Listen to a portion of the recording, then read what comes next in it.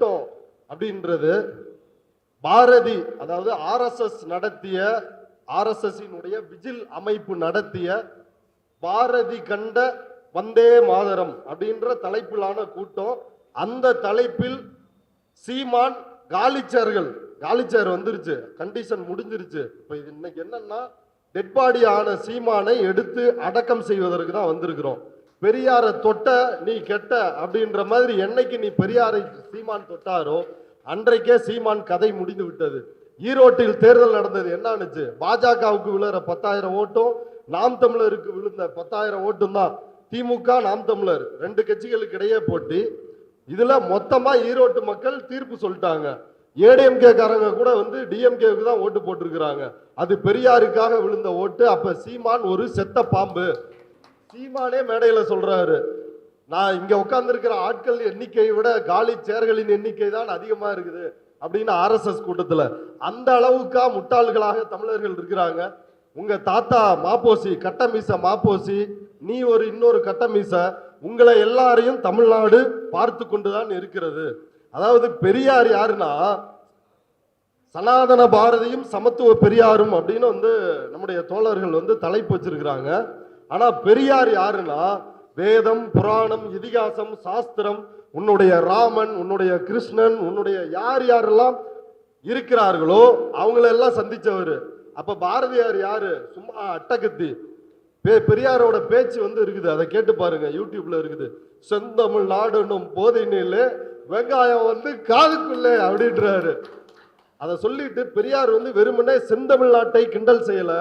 நீ சொல்லிட்டா போதுமாடா உன் பெருமைய, வெளிநாட்டுக்காரன் எல்லாம் சொல்லணும்.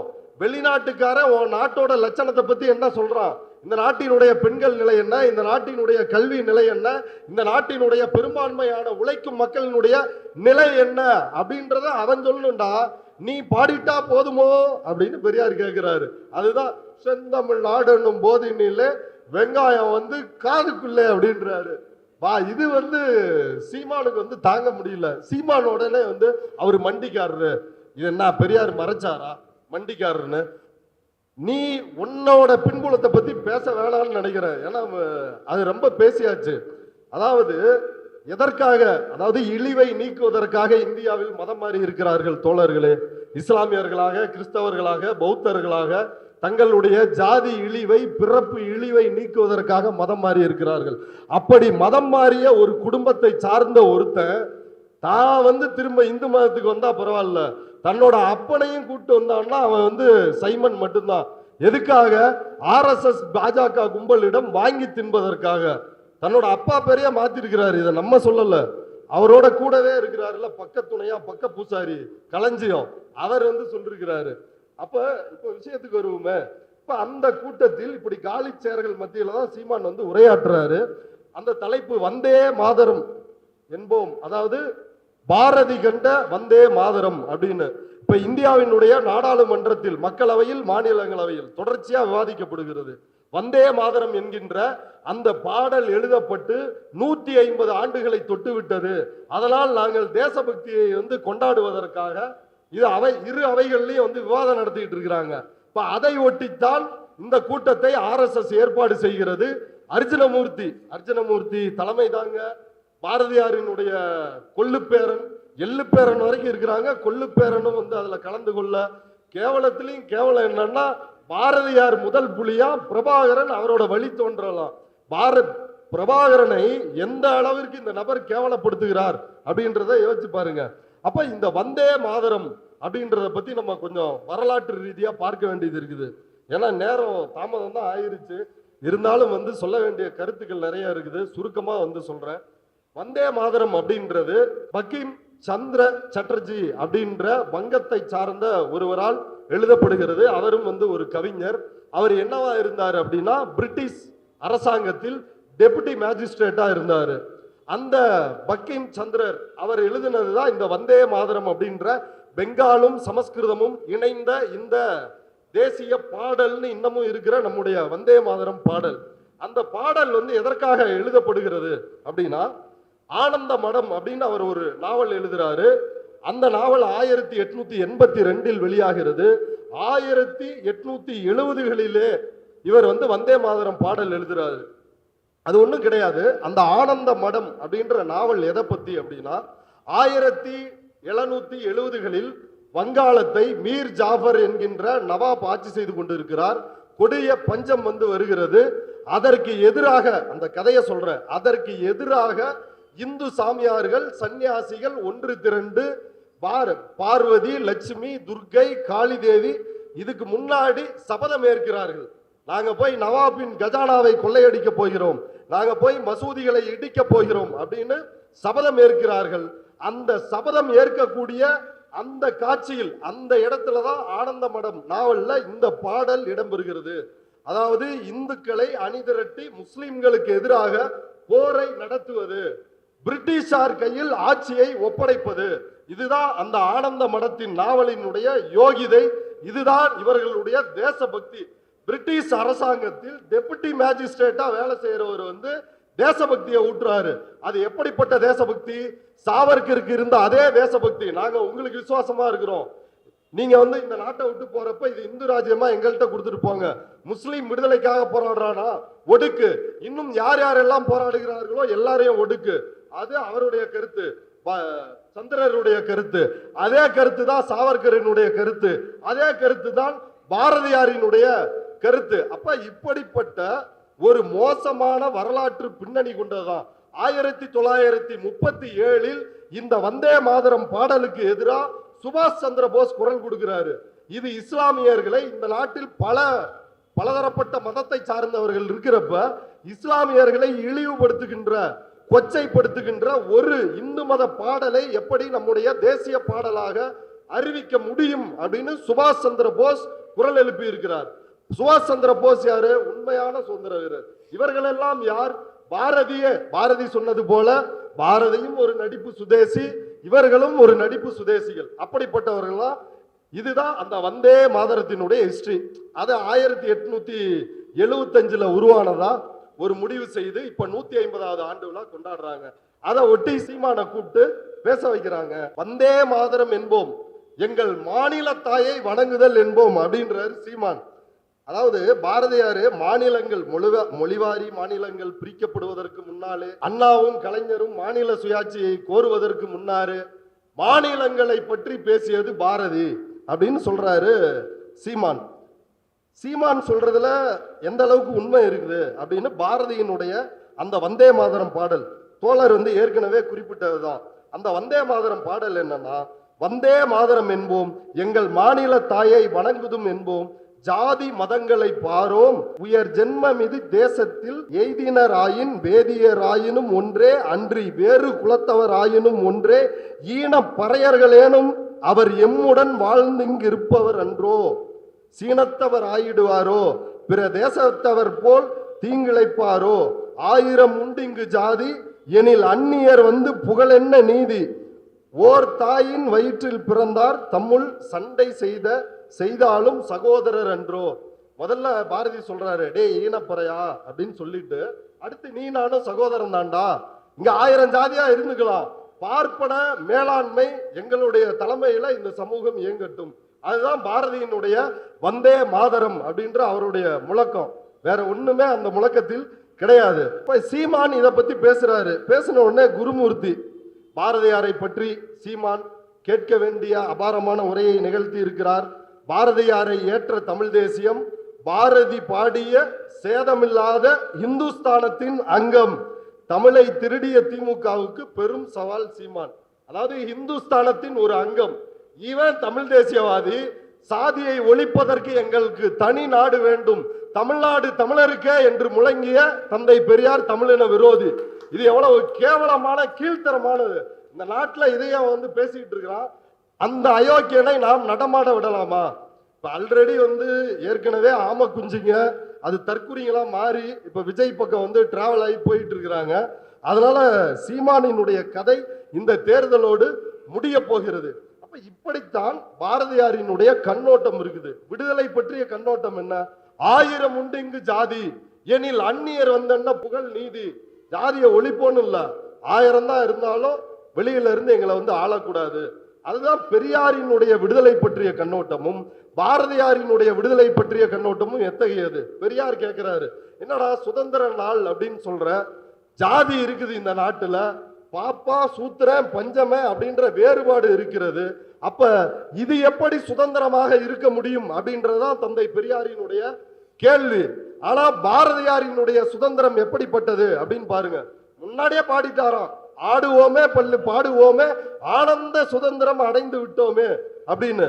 பார்ப்பனரை ஐயர் என்ற காலமும் போச்சே, வெள்ளை பரங்கியரை துறை என்ற காலமும் போச்சே அப்படின்னு இப்படி எல்லாம் பாரதி ஆவேசமா வராரு. ஆனா இத அவர் அவருடைய நண்பருக்கு படித்து காட்டுகிறார். படித்து காட்டுறப்ப அவருடைய நண்பர் கேட்கிறாரு, என்னங்க எப்ப பார்த்தாலும் பாப்பானை திட்டிக்கிட்டே இருக்கிறீங்க அப்படின்னு சொல்லி கேட்கும் பொழுது பாரதியார் ஒரு அற்புதமான விளக்கத்தை கொடுக்கிறார். அந்த விளக்கம் தான் பாரதியாரை நாம் புரிந்து கொள்ள வேண்டிய ஒரு இடம்.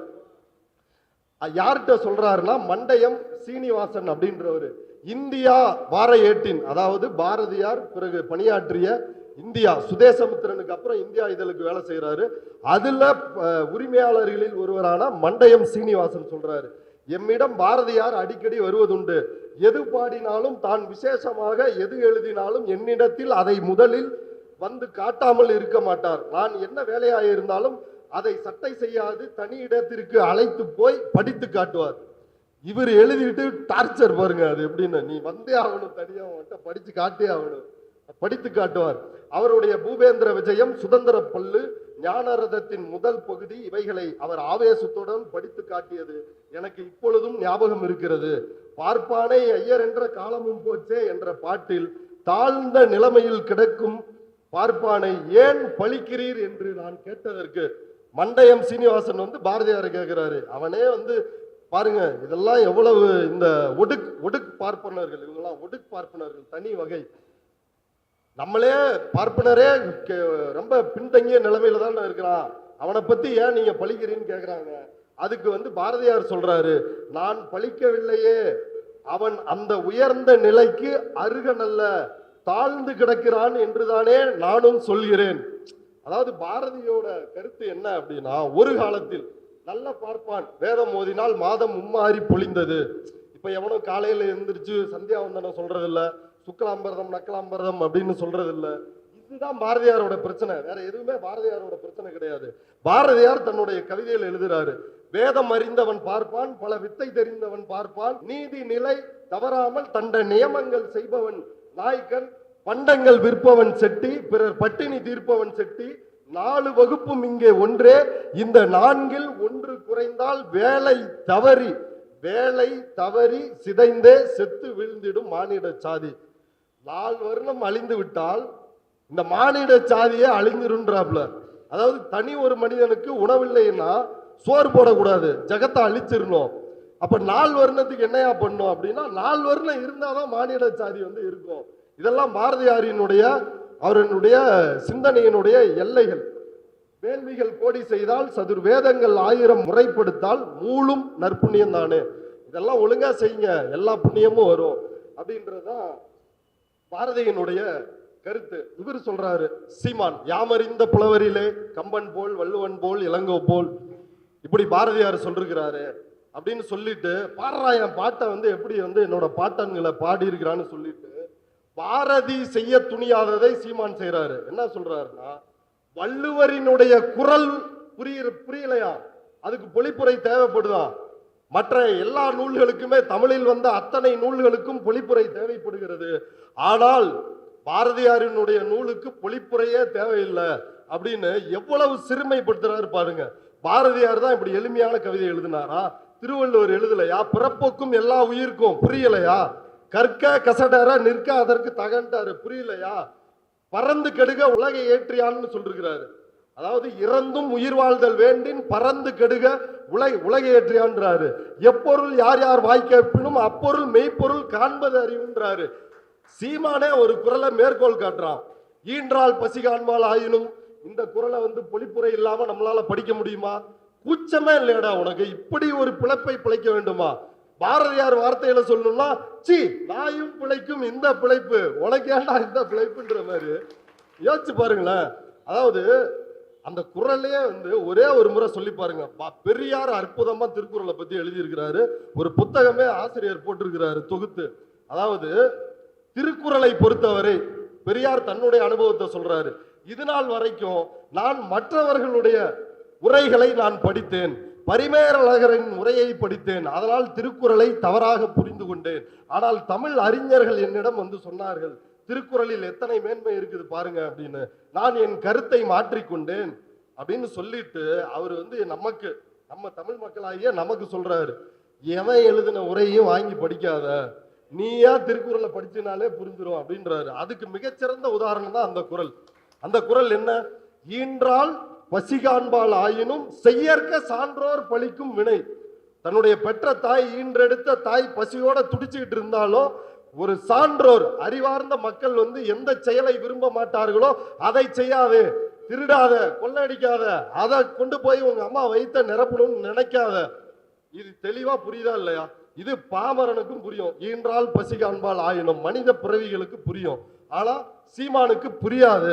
அடுத்து இந்த பிராமண கடப்பாறை, அது நமக்கு ஒண்ணுமே புரியல. என்ன இந்த பிராமண கடப்பாறை? இந்த பிராமண கடப்பை திராவிட இருப்பை வந்து பிராமண எதிர்ப்பு பேசிதான் திராவிட இருப்பு உருவாயிருக்கா? பார்ப்பன எதிர்ப்பு பேசிதான் உருவாயிருக்குதா? எங்க நமக்கான வாய்ப்புகளை பார்ப்பனர்கள் பறித்தார்கள். 2000 ஆண்டுகளாக சூத்திரர்களுக்கும் பஞ்சமர்களுக்கும் என்ன தண்டனை விதிக்கப்பட்டது? சொத்து சேர்ப்பதற்கு தடை, ஆயுதம் ஏந்துவதற்கு தடை, கல்வி கற்பதற்கு தடை. இந்திய சமூகத்தில் புரட்சியே வரல. அதனாலதான் அண்ணல் அம்பேத்கர் எதிர்ப்புரட்சின்ற நூல்ல வந்து எழுதுறாரு, பகவத்கீதையினுடைய எழுச்சி என்றது பௌத்தத்தை வீழ்த்தி அதனுடைய எழுச்சியை கொண்டாடுவது, மிரட்டி பௌத்தத்தை வீழ்த்தியது. இப்ப சொல்றாங்கல்ல வால்முனையில் மதம் மாற்றினார்கள் அப்படின்னு. உண்மையில் புஷ்யமித்திர சுங்கன்னா வால்முனையில் மதம் மாற்றினா. பௌத்த பிக்குகளோட தலையை கொண்டு வர்றவங்களுக்கு பொற்காசுகள்.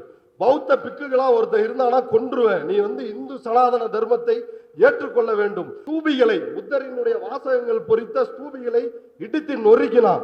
அப்ப அதையுமே அந்த இடத்திலையுமே பாரதியார் பௌத்தத்தின் மீது வெறுப்பை கக்குகிறார். அதாவது யாகங்கள் வளைத்து ஆடு மாடுகளை வந்து அதுல போட்டு சொர்க்கத்துக்கு அனுப்பிட்டு இருந்தோம், அப்படிப்பட்ட எங்களை இந்த யாகத்திற்கு மதிப்பிழக்க செய்து விட்டார் புத்தர் அப்படின்னு புத்தர் மீது வன்மம் கொண்டு இந்த நபர் வந்து பேசுறாரு. இப்ப இவருடைய சீமானினுடைய மொழி கொள்கைக்கு வரலாம். சீமானுக்கு என்ன மொழி கொள்கை? உங்களுக்கு வந்து நீங்க எல்லாரும் பார்த்திருப்பீங்க, சீமான் வந்து எவ்வளவு தமிழ் பற்றாளரா இருக்காரு. அவருடைய மொழி கொள்கை எப்படிப்பட்டதாக இருக்கும் அப்படின்னா, அனைத்து ஜாதியினரும் அர்ச்சகராக வேண்டிய தேவையில்லை, அன்னை தமிழ் மொழி அர்ச்சனை மொழியானா போதும். அதாவது நம்ம யாரும் கோயிலுக்கு போக தேவையில்லை, அங்க எவனோ ஒரு ரேடியோ கட்டிக்கிட்டு கருவறையில இல்ல பாப்பானே வந்து தமிழ்ல பாடிட்டா போதுமா? இதுக்கு பேர் உரிமையா? இது வந்து சக்கரைன்னு பேப்பர்ல எழுதி வச்சு நக்கி வந்து இனிக்குதுங்க, ரொம்ப ஸ்வீட்டா இருக்குதுங்க அப்படின்னு சொல்லுவதை போல இப்ப இந்த கேவலத்தை இவன் வந்து சுத்திக்கிட்டு இருக்கிறான். குடிப்பெருமை, ஜாதி பெருமை. நீங்க யோசிச்சு பாருங்க. இன்னொரு மிக முக்கியமான விஷயம் நண்பர்களே, அதாவது இன்னைக்கு வந்து முருகன் தமிழ்நாட்டு அரசியலில் மிக முக்கியமான இடத்துக்கு வந்திருக்கிறாரு. அதுக்கு யார் காரணம்? முள் பொறுக்கி விட்டது. அதாவது அந்த காலத்தில் பார்ப்பனர்கள் சங்கராச்சாரிகள் பல்லக்கில் வரும் பொழுது முன்னாடி முள் இருக்காம கூட்டிக்கிட்டே வருவாங்களாம். அதை போல முள் பொறுக்குகின்ற வேலையை இந்த சீமான் பார்த்திருக்கிறான் கடந்த 15 ஆண்டுகளாக. முருகனை அரசியலுக்கு இழுத்துட்டு வந்து முப்பாட்டன் இந்த பாட்டன் அப்படின்னு சொல்லி, ஏண்டா முப்பாட்டன் முருகனுக்கு வள்ளி பொண்டாட்டியா இருக்க முடியும்? தேவயானை, தேவலோகத்தை சார்ந்த தேவயானை எப்படி வந்து தமிழ் கடவுள்னு நீ சொல்ற முருகனுக்கு மனைவியா இருக்க முடியும்? அப்ப இந்த முருகனை அரசியலுக்கு இழுத்துட்டு வந்து அரசியல் படுத்தி இன்றைக்கு பார்ப்பனர்களுடைய கையில் ஒப்படைத்திருக்கிறான். முருகன் வேல் யாத்திரை போனது, அதுக்கு அடித்தளம் போட்டது யார்? முருகனை வச்சு இத்தனை சர்ச்சைகள் கிளப்புறாங்களே, அதுல அடித்தளம் போட்டது யார்? திருப்பரங்குன்றத்துல யோசிச்சு பாருங்க, தர்காவுக்கு பக்கத்துல ஒரு கல்லை நிக்க வச்சிருக்கிறாங்க, அது சர்வே கல்லு, ஆனா அங்கதான் ஏத்துவன்றான். அதுக்கு ஊர்ல திண்டுக்கல்ல வந்து ஒரு பட்ட கல்லு, துணி துவைக்கிற கல்லு வந்து படுத்து இருக்குது, அதுவும் ஜிஆர்எஸ் தீர்ப்பு. அது மண்டு கருப்பண்ண சாமி கோயில், அது ஒண்ணுமே இல்ல, ஒரு 3 மீட்டர் ஒரு சீம கருவேல மரத்துக்கு அடியில் இருக்குது. அங்க தர கன்னியாகுமரியில வந்து திடீர் முருகன், அதாவது திடீர் பிள்ளையார் காலம் ஒளிந்து திடீர் முருகன்கள், திடீர் ஜட்ஜ்மெண்ட். நேற்று ஜட்ஜ்மெண்ட் கொடுத்திருக்கிறாருங்க நீதிபதி. ஒரு மன்னன் என்பவன் குடிமக்களை பாதுகாக்கிறதா அவனுடைய கடமைன்னு மனுஸ்மிருதி சொல்லுது, அதை செய்யுங்கன்றாங்க. அப்ப குடிமக்கள் அப்படின்னு மனுஸ்மிருதி யாரை அங்கீகரிக்கிறது? பார்ப்பன, சத்திரிய, வைசிய, தயவு செய்து இந்த வீடியோவை பார்க்குற நண்பர்களே, தமிழ்நாட்டில் சத்திரியர்களோ வைசியர்களோ கிடையாது. சூத்திரர்கள், பஞ்சமர்கள், பார்ப்பனர்கள் இவர்கள் மட்டுமே உண்டு. இந்த பாப்பா விட்ட கதையை நம்பி நாங்க வந்து ஆட்டா பரம்பரை ஐயா எதுக்கு இப்படி முக்கிறீங்க?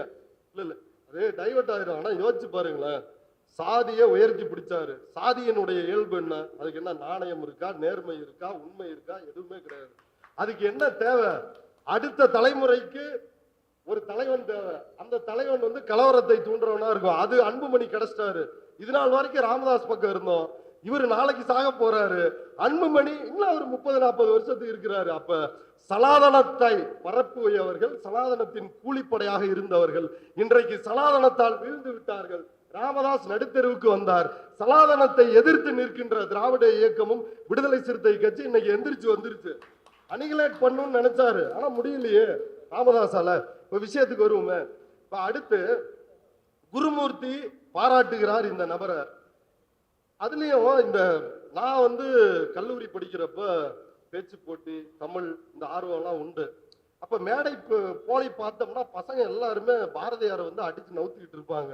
அப்படி நவுத்தி தான் வந்து ஃபர்ஸ்ட் பிரைஸ்.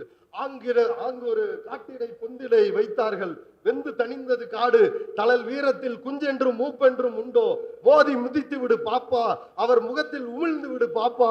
இப்படியான பல பாப்பாக்களை எல்லாம் மேடையில் அவிழ்த்து விட்டு இப்படி கைதட்டல் வாங்கி இப்படி அது ஒரு காலம். ஆனா இதையெல்லாம் பெரியாரை படிக்கும் பொழுதும் சரி, இப்ப ஐயா வாலாசா வல்லவன் ஐயாவுடைய நூல்கள், அப்புறம் இதுக்கு முன்னாடி பாரதி அவலம்னு மருதையன் ஒரு நூல் எழுதியிருக்கிறாரு, பாரதிய ஜனதா பார்ட்டின்னு மதிமாறன் ஒரு நூல் எழுதியிருக்கிறாரு. இதெல்லாம் பாரதியாரை பத்தி. RSSக்கு முன்னோடி பாரதி அப்படின்னு மஞ்சை வசந்தன் எழுதியிருக்கிறாரு. இதெல்லாம் படிச்ச வேட்டி நமக்கு என்ன தோணுச்சுன்னா, இப்ப சீமான் அந்த மேடையில சொல்றாருல்ல, காக்கை குருவி எங்கள் ஜாதி, நீல் மலையும் கடலும் எங்கள் கூட்டம், இதை விட உயிர்மனை எங்கேயாவது இருக்காடா, என் பாட்டம் பாடிட்டான்டா அப்படின்னு வந்து சொன்னாரு. எனக்கு இந்த அரசியல் புரிதல் வந்த பிறகு, அதுக்கு முன்னாடி நானும் தற்குறியை போல பாரதி சொன்னான், பாரதி பண்ணான் அப்படின்னு இப்படி எல்லாம் மேடையில பேசிக்கிட்டு இருந்தோம். அப்ப மீண்டும் இந்த கவிதையை படிக்கிறோம். காக்கை குருவி எங்கள் ஜாதி, நீல் கடலும் மலையும் அப்படின்ற அந்த கவிதையை படிக்கும் பொழுது, அப்பொழுதுதான் நண்பர்களே எனக்கு ஒரு ஹைக்கூ தோன்றியது. காக்கை குருவி எங்கள் ஜாதி, கோகுல்ராஜ் இளவரசன் தாழ்த்தப்பட்ட ஜாதி, இது மனுநீதி அப்படின்னு வந்து ஒரு கவிதையை எழுதினேன். அப்ப இப்படிப்பட்டதுதான் பாரதியாரோட கவிதை. கனகலிங்கம் அப்படின்னு பட்டியல் சமூகத்தை சார்ந்தவர், குறிப்பா வந்து பறையர் சமூகத்திலே அதனுடைய உட்பிரிவான வள்ளுவர் சமுதாயத்தை வந்து அந்த பிரிவை வந்து சார்ந்தவர். இவர்கள் இயல்பிலேயே இதெல்லாம் ஐயா வந்து அவருடைய நூல்கள்ல எழுதியிருக்கிறாரு. திராவிடர் இயக்க பார்வையில் பாரதின்னு. பாரதியை பத்தி ஒரே புக்கு மொத்தமா முடிஞ்சிருச்சு பாரதியோட கதை. பாரதியை வைத்தே பாரதியின் கதையை முடித்திருக்கிறார் ஐயா அந்த நூல்ல. அதை கண்டிப்பா நீங்க தமிழர்கள் எல்லோரும் இந்த பாரதியை பத்தி, இந்த பழைய புண்ணாக்கை நம்ம கிட்ட சரடு விடுறாங்கல்ல, அதை பற்றி தெரிஞ்சுக்கணும்னா அதை படிக்கணும். இப்ப கனகலிங்கத்துக்கு பூணூல் மாட்டுறாரு, இத புரட்சி அப்படின்னு வந்து சொல்றாங்க. யோசிச்சு பாருங்களேன், பூணூல் மாட்டுகின்ற அந்த கோட்பாடு எப்படிப்பட்டது? இரு பிறப்பாளர், அதாவது அம்மா வயிற்றுல பிறக்கிறப்ப ஒரு பிறப்பு, அப்பா வந்து பூணூல் மாட்டுறப்ப இன்னொரு பிறப்பு. இப்ப இரு பிறப்பாளர் அப்படின்ற ஸ்டேட்டஸ கொடுக்கறதா பூணூல். அந்த இரு பிறப்பாளர் அப்படின்றது என்ன? பிரம்மாவினுடைய தலையில் பிறந்தவர்கள் நாங்கள் அப்படின்ற ஸ்டேட்டஸ். 3% பேர் இருந்துகிட்டு 97 பேரை வந்து சூத்திர, பஞ்சம, கீழ் ஜாதி, மேல் ஜாதின்னு கேவலப்படுத்திக்கிட்டு, பிறப்பிலேயே இவர்கள் வேசி மக்கள், இவர்கள் பேசுகின்ற தமிழ் மொழி நீச பாசை, இது கருவறையில் இடமில்லை, தமிழனும் இடம் இல்லை, தமிழனுக்கும் கருவறையில இடம் இல்லை, தமிழுக்கும் இடம் இல்லை. இப்படி வச்சுக்கிட்டு யோசிச்சு பாருங்களேன், பூணூல வந்து அறுக்கிறது புரட்சியா, இல்ல வந்து பூணூல 97 பேரும் மாட்டிக்கிறது புரட்சியா? ஒரு முட்டாள்தனமான அம்பேத்கர் சொல்லுகிறார், நாஜி கோட்பாட்டை விட, ஹிட்லரினுடைய நாஜி கோட்பாட்டை விட மிக கேவலமான, கீழ்த்தரமான, மனித தன்மையற்ற ஒரு கோட்பாடு எது அப்படின்னா அது இந்த இந்து மதத்தினுடைய கோட்பாடு. இந்த கோட்பாட்டு புரட்சி, பாரதியினுடைய புரட்சி எந்த அளவுக்கு வந்திருக்குது அப்படின்னா, பூணூலை மாட்டி விடுவதுதான் அவருடைய புரட்சி. ஆளுநர் RN ரவி என்ன பண்ணாரு? நந்தனுக்கு விழா எடுத்தாரு நம்ம காட்டுமன்னார் கோயில்ல ஒரு நிகழ்ச்சியை போட்டு அனைத்து பட்டியல் சமூகத்து மக்களையும் கைக்கூலிகளை வைத்து அழைத்து வந்து பூணூலை மாட்டினார்கள். RN ரவி செயல் எவ்வளவு யோக்கியமானதோ அந்த அளவுக்கு யோக்கியமானதுதான் பாரதியாரினுடைய செயல். அதை வந்து புரிஞ்சுக்கணும். அப்புறம் கற்பு நிலையென வந்தால் 2 கட்சிக்கும் அதை பொறுவில் வைப்போம். பாராயம் பாட்டன் பெண் விடுதலை எப்படி பாடிருக்கிறாரு அப்படின்னு. ஏன்டா சாவடிக்கிறீங்க? அதாவது பாரதியை பற்றி ஐயாவினுடைய திராவிட இயக்க பார்வையில் பாரதியார் அதை படிக்கும் பொழுது நாம் வரவேண்டிய முடிவு என்னன்னா, 1908க்கு முன் 8க்கு பின் பாரதியை பத்தி 21ல செத்துறாரு. இது இந்த கால வரிசைப்படிதான் புரிஞ்சுக்கணும். 1906 4லயே அவர் வந்து ஆரியத்திற்கு ஆதரவா எழுதுறாரு. ஆனா அந்த முற்போக்குன்றது அப்பப்ப லைட்டா முட்டி பாக்குது. 1908க்கு பிறகு அது மொத்தமா வந்து சரணடைந்து சனாதன பாதையில முன்னேறி பாரதி நடக்க ஆரம்பிச்சிடுறாரு. அப்ப அந்த பாரதி முன்னாடி பெண்களை பத்தி இப்படி எழுதினாருன்றாங்க, பின்னாடி என்னையா எழுதினாரு? ஒரு மனிதன் குழந்தையாக இருக்கும் பொழுதோ அல்லது சிறுவனாக இருக்கும் பொழுதோ சொல்ற கருத்து, அதை வந்து அந்த மனிதனுடைய கருத்துன்னு எடுத்துக்கலாமா? இல்ல அவன் வளர்ச்சி பெற்று அவனுடைய மரண தருவாயில் என்ன கருத்து சொல்றான் அப்படின்றத வளர்ச்சி பெற்ற கருத்தா எடுத்துக்க முடியுமா? அப்ப பாரதி பின்னாட்களில் என்ன எழுதுறாருன்னா, சகுந்தலை, சீதை, நலாயினி இவங்க எல்லாரும் இவர்கள் மட்டும்தான் உத்தமமான பெண்கள். இந்த ஸ்திரீகள் தான் வந்து கணவன் செத்த பின்னாடி உடன்கட்டை ஏறினாங்க அப்படின்னு சொல்றாரு. அதற்காக ஆனா அதுலயும் முக்கியமான விஷயம் பார்க்கணும். பாரதியாரினுடைய கொள்கையை பாரதியார் மனைவியே வந்து நிராகரிச்சிட்டாங்க. கொள்கைய ஏன் நிராகரிச்சிட்டாங்க? அவங்க வந்து பெரியார் கொள்கை தான் அவங்களுக்கு பிடிச்சிருந்திருக்கு போல. பாரதி இறந்த பிறகு அவங்க உடன்கட்டை ஏறல. ஆனா பாரதியோட கருத்து என்ன? உடன்கட்டை ஏறுகின்றதுதான் பாரதியினுடைய கருத்தா இருக்குது. இன்னும் நிறைய இருக்குது. இப்ப நம்ம நேரம் ஃபைனலான ஒரு விஷயத்துக்கு வருவோம். இந்தி ஒழிகன்னு சொல்ல மாட்டேன் அப்படின்னு சீமான் சொல்லிட்டாரு. இது எல்லாமே உங்களுக்கு தெரிஞ்ச விஷயங்கள் தான். இறுதியா, அதாவது நேற்று 2 பதிவுகளை வந்து நான் பார்க்க முடிஞ்சது. இன்னைக்கு இந்த கூட்டத்துக்கு முன்னாடி நம்முடைய கம்யூனிஸ்ட் தோழர்கள் அவர்கள் வெளியிட்ட ஒரு பதிவு. அதாவது பாரதிய வந்து கால வரிசைப்படி புரிஞ்சுக்கணும். சும்மா வெறுப்பு பேச்ச பேசக்கூடாது. கூட்டமே ஆரம்பிக்கல, யாரும் பேசவே இல்லை. நீங்க காலையிலயோ மத்தியானமோ வெறுப்பு பேச்சு பேசாதீங்கன்னு அறிக்கை விடுறீங்க. பேசின வேட்டி அறிக்கை விடுங்க. அதுதான் அப்பதான் குற்றம் நிகழ்ந்ததா இல்லையா அப்படின்றத பொறுத்து நம்ம வந்து விவாதிக்க முடியும். பேசவே இல்லை. அதுக்குள்ள நம்முடைய தோழர்கள், நம்முடைய தோழர்கள் தான் அவங்கள்ட்ட பேசலாம்.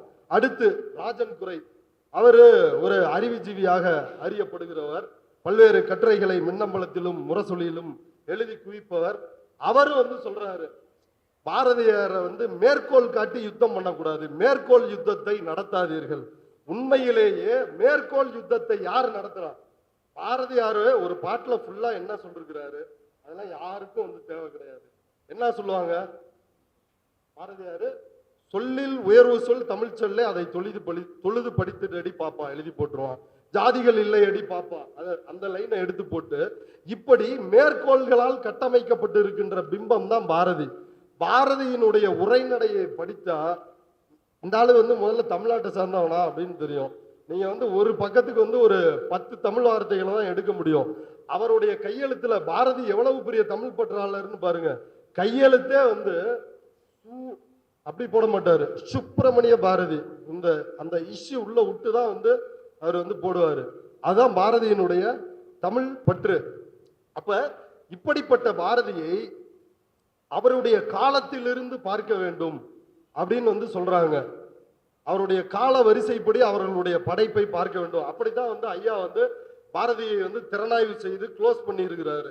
இப்ப பாரதியை அவருடைய காலத்திலிருந்து, இதுதான் இறுதி பார்ட்டு, இது முக்கியமான பார்ட்டு, இதோட முடிக்க போறேன்.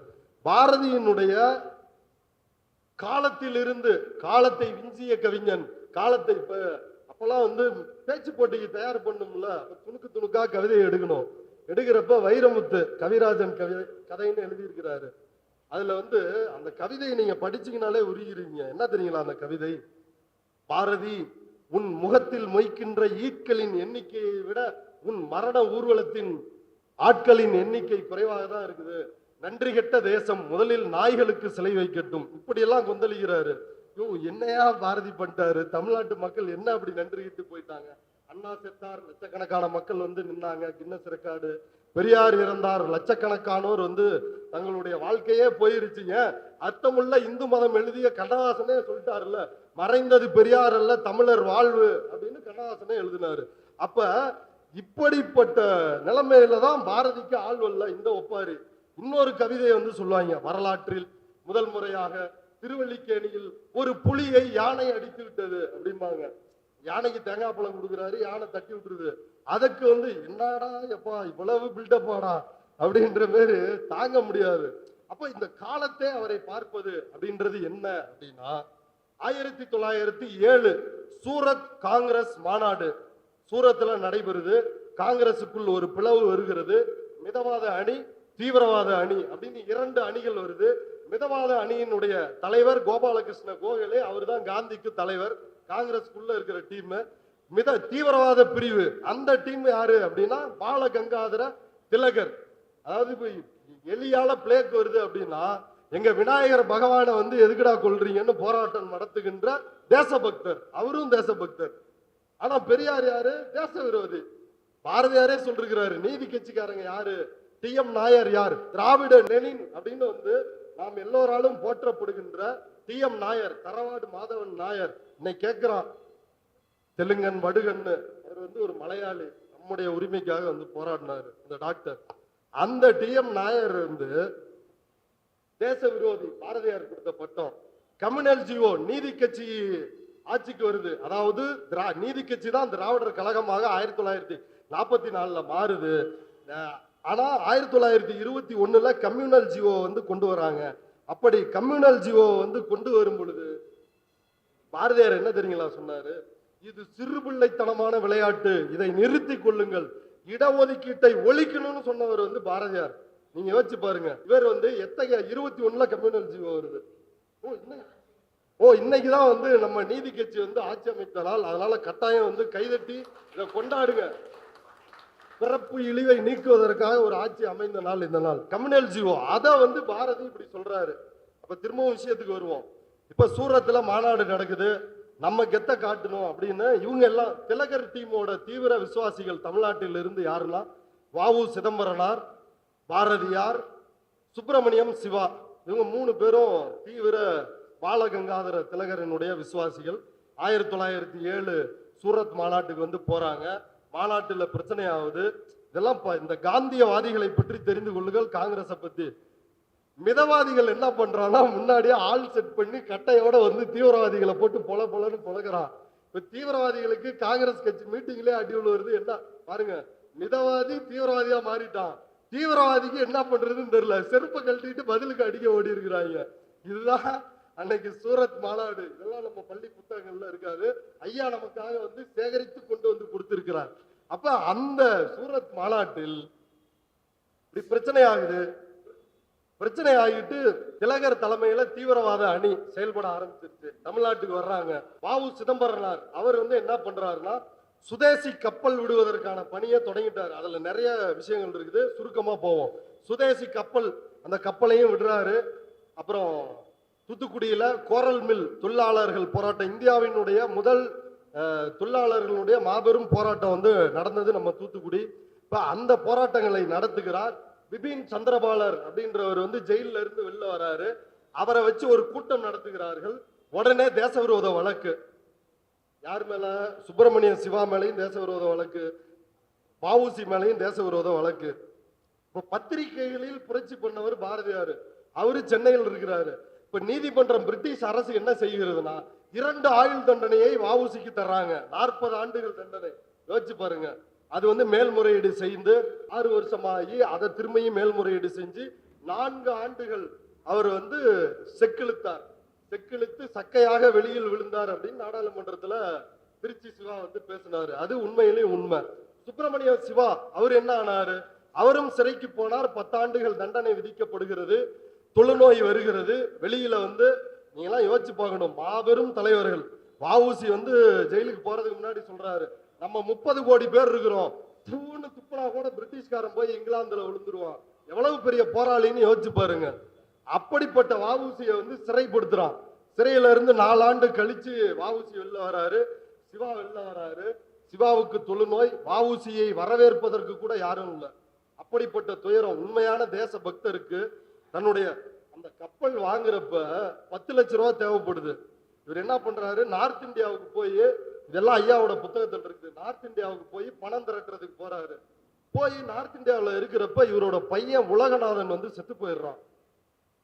என் மனைவி மக்கள் எல்லாம் கடவுள் பார்த்துக்குவாரு, விடுதலை போராட்டம் மட்டும்தான் என்னோட லட்சியம் அப்படின்னு சொல்லி பணத்தை திரட்டிக்கிட்டு வந்து கப்பல் விட்டவர் தான் வஉசி.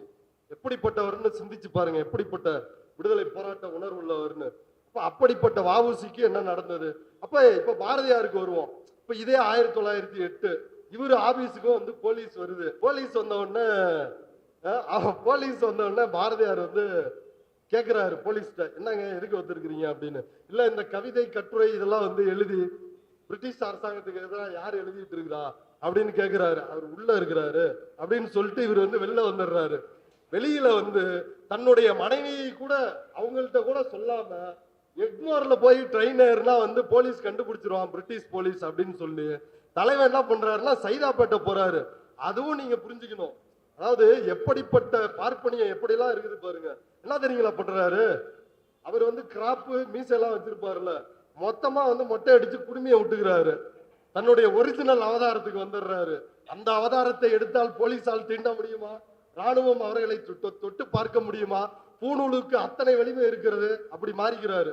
மாறி பாண்டிச்சேரி போயிடுறாரு. 1908 போனதுல இருந்து அவர் ஃபுல் டைம் அவரோட வேலை என்ன அப்படின்னா ஃபுல்லா இந்துத்துவா தான்.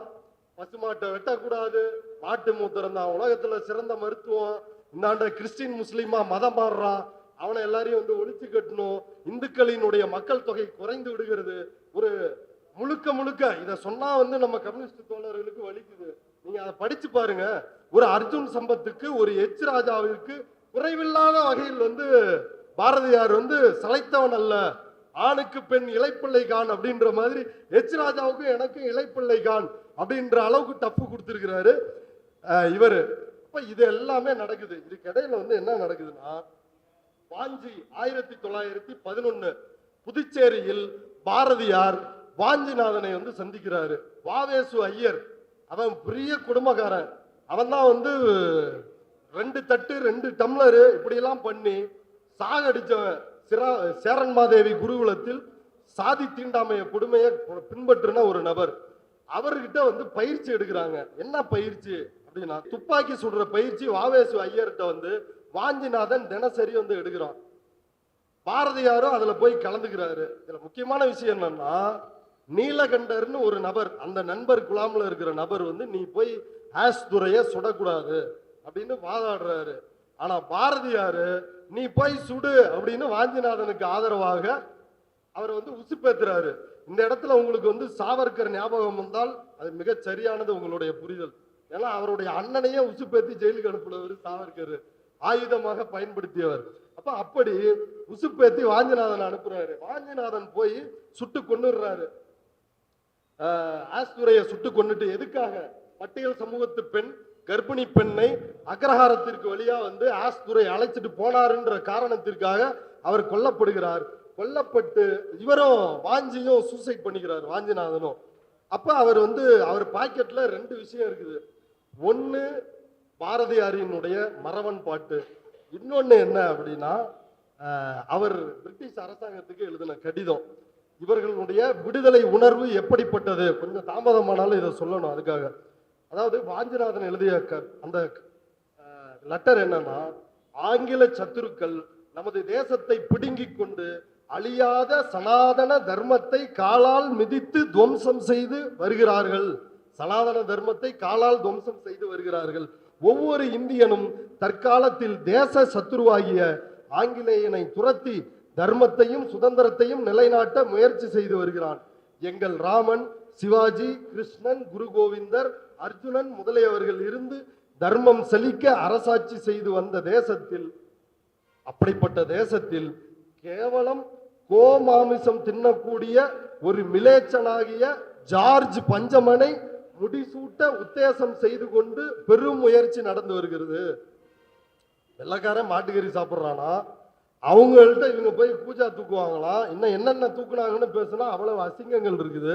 இவங்க வந்து வெள்ளக்காரனை பத்தி என்ன சொல்றாங்க? ஜார்ஜ் பஞ்சமன் கோ மாமிசம் சாப்பிடுபவன் அப்படின்றாங்க. முயற்சி நடந்து வருகிறது. அவன் எங்கள் தேசத்தில் காலை வைத்த உடனே அவனை கொல்லும் பொருட்டு 3000 மதராசிகள் பிரக்னை செய்து கொண்டிருக்கிறோம். அதை தெரிவிக்கும் பொருட்டு அவர்களில் கடையனாகிய நான் இச்செய்கையை செய்தேன். இதுதான் இந்துஸ்தானத்தில் ஒவ்வொருவரும் செய்ய வேண்டிய கடமை. அப்ப வாஞ்சியினுடைய விடுதலை வேட்கை அப்படின்றது எப்படிப்பட்டது சிந்தித்து பாருங்கள் நண்பர்களே. பாரதியினுடைய விடுதலை வேட்கை எப்படிப்பட்டதோ அதுதான் வாஞ்சியினுடைய விடுதலை வேட்கை. விடுதலை பத்தி கடைசியா சந்திரிகையின் கதை அப்படின்னு மரணத்திற்கு முன்னாடி பாரதியார் ஒரு கதை எழுதுகிறார். அந்த கதையில் ஒரு கோனார் பொண்ண ஒரு ஐயரு பையன் லவ் பண்றான்.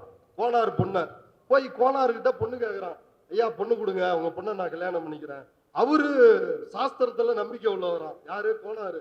அவரு என்ன சொல்றாரா, ஏன்பா நீ பார்ப்பான், நீ என்னோட பொண்ணு சூத்திர பொண்ணு, கல்யாணம் பண்ணா தீட்டு, தர்மத்திற்கு சாஸ்திரத்திற்கு எதிரானது அப்படின்னு சொல்றானா. அப்படி சொல்லும் பொழுது அந்த ஐயர் பையன் என்ன பண்ணானா, ஒரு புத்தகத்தை எடுத்து கொடுத்தானா. இங்க பாருங்க, தமிழில் மனுஸ்மிருதி இருக்கிறது, இந்த புத்தகத்தை படித்து பாருங்கள். பார்ப்பானுக்கு மற்ற 4 கீழ் ஜாதியார் வீட்டிலையும் பெண்டாள்வதற்கு உரிமை இருக்கிறது, அவங்கள கல்யாணம் பண்ணிக்கிறதுக்கு உரிமை இருக்குது அப்படின்னு மனுஸ்மிருதியை காட்டி அந்த புரட்சியை பாரதி செஞ்சிருக்கிறார். இது அவருடைய மரணத்துக்கு முன்னாடி. தோழர்களே யோசிச்சு பாருங்க, நம்ம உழைக்கும் மக்களுக்காக, எல்லா பிற்படுத்தப்பட்ட ஒடுக்கப்பட்ட மக்களுக்காக போராடுறோம்னு சொல்றதுகின்ற கம்யூனிஸ்டுகளும் சரி, இன்னும் பல பாரதி பக்தர்களும் சரி, அவர்கள் பாரதியாரை எப்படி புரிந்து வைத்திருக்கிறார்கள் அப்படின்றத பார்க்க வேண்டியது இருக்குது. அப்ப வாஞ்சி இதை செய்யறாங்களா? இப்ப பக்கிம் சந்திரர், அந்த தொடக்க நிலைக்கு வருவோமே, பக்கிம் சந்திரரோட விடுதலையும் எப்படி இருக்குதுன்னா, பிரிட்டிஷுக்கு ஆதரவா இருக்குது, இஸ்லாமியர்களுக்கு எதிராக இருக்குது. பாரதியாரினுடைய விடுதலையும் எப்படி இருக்குதுன்னா, பிரிட்டிஷுக்கு ஆதரவா எப்படின்னா, ஜெயில் அங்க பாண்டிச்சேரி போயிடுறாரு இல்லையா, 1912, 1913, 1914, 1918, இதெல்லாம் என்ன வரலாற்றில் பாரதியார் கடந்து வந்த கருப்பு பக்கங்கள். எல்லாமே மன்னிப்பு கடிதம். இப்படியெல்லாம் மன்னிப்பு கடிதம் யோசிச்சு பாருங்க. பாரதியினுடைய விடுதலை உணர்வை 1918 ஆயிருச்சு, முதல் உலக போர் முடிஞ்சிருச்சு, இனி பிரிட்டிஷ் நம்மளை கண்டுக்க மாட்டான், அதனால பிரெஞ்சு பாண்டிச்சேரியில இருந்து சென்னைக்கு வந்துருவோம் அப்படின்னு பாரதியார் கிளம்பி வர்றாரு. போலீஸ் பிடிச்சி கடலூர் ஜெயில அடைச்சிட்டான். எவ்வளவு நாள், எத்தனை ஆண்டுகள், செக்கிழுத்த செம்மல்ன்றோம், பல போராளிகளை போராளிகள் நம்ம கொண்டாடுறோம். பாரதி பகத்சிங் தூக்கு கயிறை முத்தமிட்டான் தன்னுடைய கொண்ட கொள்கைக்காக. அப்படியெல்லாம் வீரர்களை நம்ம பார்க்கிறோம். உத்தம் சிங் காத்திருந்து ஜெனரல் டயரை கொன்றான். அப்படிப்பட்ட வீரர்கள் நிறைந்த இந்த நாட்டுல பாரதி எத்தனை நாள் ஜெயிலில் இருந்தாருன்னா, 25 நாட்கள் மட்டுமே பாரதி விடுதலை போராட்டத்துல ஜெயிலில் இருந்தாரு. யோசிச்சு பாருங்க, அந்த 25 நாள்லயும் என்ன பண்ணாரு? அப்பையும் ஒரு மன்னிப்பு கடிதம் எழுதினாரு. அந்த மன்னிப்பு கடிதம் நிறைய வருது. அந்த மன்னிப்பு கடிதத்துல அவர் தன்னை பற்றி எப்படி குறிப்பிடுறாரு, அதான் முக்கியம். என் போன்ற ஒரு மனிதனின் பிறப்பிற்கும் சமூக நிலைமைக்கும் முற்றிலும் ஒவ்வாத மற்றும் எனது உடல்நிலைக்கு ஆபத்து விளைவிக்கும் சூழ்நிலையே இங்கு நிலவுகிறது அப்படின்னு கடலூர் ஜெயில அங்க என்ன, உனக்கு என்ன பட்டு மெத்தையா விரிச்சு காத்திருப்பாங்க? யோசிச்சு பாருங்க பாரதியாரோட எதிர்பார்ப்பு. என் போன்ற மனிதனுடைய பிறப்புக்கும் சமூக நிலைமைக்கும் நான் பாப்பான், நான் பெரிய ஆளு, நீங்க போய் என்ன இப்படி ஜெயில போடலாமா? இது நாள் வரைக்கும் பாப்பான் கொலையே செஞ்சாலும் பொருட்களை எல்லாம் அள்ளி கொடுத்து, பசுக்களை அள்ளி கொடுத்து, போயிரு ராஜா இந்த ஊரை விட்டு அப்படின்னு அனுப்பிச்சு விட்டுட்டு இருந்தாங்களே, நீங்க பிடிச்சு உள்ள போடலாமா அப்படின்னு தன்னுடைய சமூக நிலைமையை, தான் யார் என்பதை வெள்ளக்கார துறைக்கு எழுதுறாரு. எழுதிட்டு, கடவுள் உங்களுக்கு நீண்ட மகிழ்வான வாழ்வை அருள்வாராக, பிரபுவிற்கு உண்மையான கீழ்ப்படியும் பணியாளனாக இருக்க இறைஞ்சும் சி. சுப்பிரமணிய பாரதி. மன்னிப்பு கடிதம் 25 நாள்ல மன்னிப்பு கடிதம். சாவர்கர் ஜெயிலுக்கு போனாரா? போன உடனே அவருக்கு இந்துத்துவ உதயமாயிருச்சு. பாரதியாரு பாண்டிச்சேரிக்கு போனாரா? அப்பயே இந்துத்துவா அவருக்கு உதயமாகி விட்டது. இதுல புரிந்து கொள்ள வேண்டியது என்ன அப்படின்னா, 1850களுக்கு பிறகு இந்தியாவில் பொது கல்வி வருது, எல்லாரும் படிக்கலாம் அப்படின்ற சமூக தடைகள் நீக்கப்பட்ட நிலைமை வருது. ஜமீன்தார்கள், பணக்காரர்கள், பார்ப்பனர் அல்லாதவர்கள் இவங்கெல்லாம் படிக்க வராங்க. தலைமை, அரசியல் தலைமை என்பது பார்ப்பனர்கள் கையில் இருந்து பார்ப்பனர் அல்லாத நம்முடைய பிற்படுத்தப்பட்ட ஒடுக்கப்பட்ட மக்களினுடைய கையில அந்த அதிகாரம் வருது. அதனாலதான் அவரால் நீதி கட்சியை ஏத்துக்க முடியல. அதனுடைய அச்சத்தினுடைய வெளிப்பாடுதான், சூத்திர பஞ்சம ஜாதிகளினுடைய எழுச்சியினுடைய வெளிப்பாடுதான் RSS இந்தியாவை இப்படியே வச்சிருக்கணும், சனாதன தர்மத்தை கட்டி காப்பாற்ற வேண்டும், அந்த நோக்கமாக இருந்தாலும் சரி. பாரதியினுடைய ஜெயிலுக்கு போயிட்டு வஉசி வெளில வந்துடுறாரு. வெளில வந்த வஉசி யாரை நோக்கி போறார் அப்படின்னா தந்தை பெரியாரை நோக்கி போறார். ஜெயிலுக்கே போகாத பாரதி என்ன பண்றாரு, 25 நாள் ஜெயிலுக்கே மன்னிப்பு கடிதம் எழுதிடுறாரு. காந்தி அறிவிச்ச ஒத்துழையாமை போராட்டமே வேஸ்ட் அப்படின்றாரு. அப்ப எந்த அளவுக்கு தேசபக்தியில அவர் தீவிரமா போயிட்டாருன்னு பாருங்க. அப்ப பாரதி கிட்ட வஉசி போகல, திலகர்கிட்ட வஉசி போகல, காந்தி கிட்ட வஉசி போகவில்லை, தந்தை பெரியாரை நோக்கி வந்தார். 1927 நாகப்பட்டினத்தில் நடந்த கூட்டத்தில் தந்தை பெரியாரனோட போட்டோவை வச்சு உளுந்து கும்பிடுறாரு. தமிழர்கள் இந்த புகைப்படத்தை வைத்து காலையும் மாலையும் வழிபடுங்கள், இவர்தான் நமக்கான தலைவர் அப்படின்றாரு. அம்பேத்கர் சொல்றாரு, பெரியார் அவரை சொல்றாரு, அவர் தான் எனக்கு தலைவர்ன்றாரு. அம்பேத்கர் இங்க இருக்கின்ற நீதி கட்சியில இருந்து வெளில போய் திராவிடர் கழகமாக மாறும் பொழுது அப்பையும் அவர்களிடம் அம்பேத்கர் சொன்னது, நீ போய் பெரியாரை ஃபாலோ பண்ணு, தனி கடையெல்லாம் போட்டுட்டு இருக்காத அப்படின்னு. அப்ப யோசித்து பாருங்கள், இந்து பாரதியினுடைய பார்ப்பன இந்து தேசியத்தின் விடுதலை எனக்கு வேணாம், தந்தை பெரியார் முன்வைக்கின்ற சமூக விடுதலை தான் எனக்கு வேண்டும் என்று செக்கிழுத்த செம்மல் வஉசி இந்த பக்கம் வந்துட்டாரு. இப்ப இதுதான் சாதனை. யோசிச்சு பாருங்க, சத்தியமூர்த்தி பவன் இருக்குது, வஉசி பவன் இருந்திருக்கணுமா கூடாதா? என்னடா அது சிபிஎம் பஞ்சாயத்து அடுத்து காங்கிரஸா அப்படின்னு நினைக்க வேணாம். ஆனா யோசித்து பாருங்கள், இந்த நாட்டு மக்களுக்காக உண்மையாக உழைத்தவர்களுக்கு என்ன இடம் கொடுத்திருக்கிறார்கள் இந்த அயோக்கியர்கள்னு. அப்ப இந்த பார்ப்பன மேலாண்மையுடன் கூடிய இந்து தேசியம் தான் பாரதியார் முன்வைத்தது. அதற்கு எதிரானதான் இப்ப பெரியார். நீங்க யோசிச்சு பாருங்க, 1919 ஜாலியன் வாலாபாக் படுகொலை, அது பத்தி பாரதி கவிதை எழுதல. பெரியார் ஜாலியன் வாலாபாக்கு போறாரு. அமிர்தசரஸ்ல 1919 மாநாடு, காங்கிரஸ் மாநாடு, அங்க போறாரு. ஜாலியன் வாலாபாக்க பாக்குறாரு. வந்துட்டு தான் காங்கிரஸ்ல இணைகிறார். தன்னை உறுப்பினராக இணைத்துக் கொள்கிறார். தன்னுடைய 29 தோழர் சொன்னாரே குமரன் தோழர், 29 அரச பதவிகள் எல்லாத்தையும் தூக்கி எறிந்துட்டு காந்தியின் சீடராக போராட்ட களத்திற்கு எண்ணற்ற போராட்டம், அதுல வகுப்புவாரி உரிமை மறுக்கப்பட்டதுனாலதான் வெளில வராரு. பெரியார் கொண்டு வந்த வகுப்புவாரி பிரதிநிதித்துவ தீர்மானத்திற்கு காங்கிரஸ் கட்சியில் ஆதரவு தெரிவித்தவர், அதற்காக குரல் கொடுத்தவர் ஐயா வஉசி. இதெல்லாம் வரலாறு. வரலாறுல ஒருத்தரை எதிராக நிறுத்தி வச்சு இப்படி ஆட்டம் ஆட பாக்குறாங்க. இறுதியாக ஒரே ஒரு செய்தி. இப்ப சீமான் போய் RSS கூட்டத்தில் பேசிட்டு வந்தான். அவன் இதுக்கு மேல மாட்டணுமா? அவன் கையில கத்தியோட கொலையோட ரத்தக்கரையோட மாட்டியிருக்கான். அவன் மக்களே அவனை பார்த்து தெரிஞ்சுக்கிட்டாங்க, இவன் இவ்வளவு பெரிய அயோக்கியனா, RSS கூட்டத்துல போய் பேசுறேன் நானு. இப்ப உடனே அவனை காப்பாத்தணும்ல. 2 பேர் கிளம்பி வர்றாங்க. ஒருத்தர் யாருன்னா மூத்த பத்திரிகையாளர் மணி. அவர் மணியை பத்தி உங்களுக்கு சொல்ல தேவையில்ல.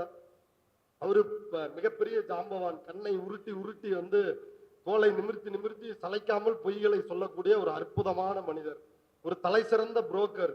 இவ்வளவு ஓட்சோரி நடந்து இந்த நாட்டினுடைய ஆட்சி அதிகாரத்தையே மோடி கும்பல், RSS கும்பல் திருடி இருக்குது அப்படின்னு சொன்னாலும் ராகுல் காந்தி மோடியை இழிவுபடுத்தி விட்டார் அப்படின்னு பேசக்கூடிய அளவிற்கு யோக்கியமான நபர் தான் இந்த மணி. இந்த மணி சொல்றாரு, அது சீமான் RSS கூட்டத்தில் போய் பேசுனதுல என்ன தப்பு?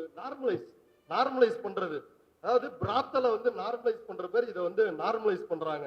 அடுத்து இன்னொரு பத்திரிகையாளர், அவர் யாருன்னா அவரு நம்ம மணியின் மூத்த பத்திரிகையாளர், மணியினுடைய சீடர். நம்ம ஆளுங்களே அவரை நம்ம ஆளுன்னு நினைச்சுக்கிட்டு திராவிட இயக்கத்துக்காரர். அவரே சொல்லிக்கிறாரு, நான் திராவிட இயக்கத்துக்காரன், எனக்கு அண்ணாவை பிடிக்கும், ஆனா அவருக்கு பெரியாரை பிடிக்காது. அண்ணாவை பிடிக்கும், பெரியாரை பிடிக்காது. அவர் ஒரு வித்தியாசமான சங்கி டிசைன் அவருக்கு. அப்படி வெளியே சொல்லிக்கிற நபர். அவரு ADMK பிரமான்யா அப்படின்ற ஸ்ட்ராட்டஜி கம்பெனி, ஐபேக் மாதிரி இன்னொரு கம்பெனி, அதுல காசு வாங்கிட்டு இருக்கிற நபர். கோட்டீஸ்வரன் இன்னொரு மூத்த பத்திரிகையாளர், கோட்டீஸ்வரன். அவர் இப்ப எந்த பத்திரிகையிலையும் வேலை செய்யல.